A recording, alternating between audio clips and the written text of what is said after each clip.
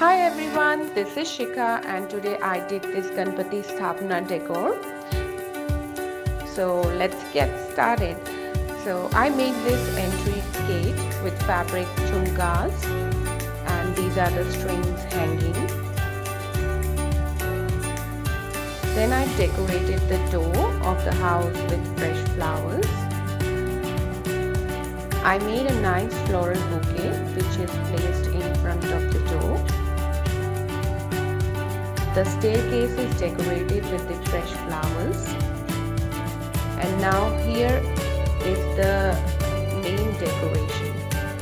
I used sequenced backdrop, yellow and gold behind the Ganpati ji and used the stage to give a lift to the decoration.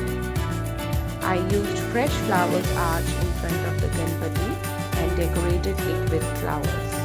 The flowers I used are Gebras and Roses. They look so amazing and full in Indian Puja decoration.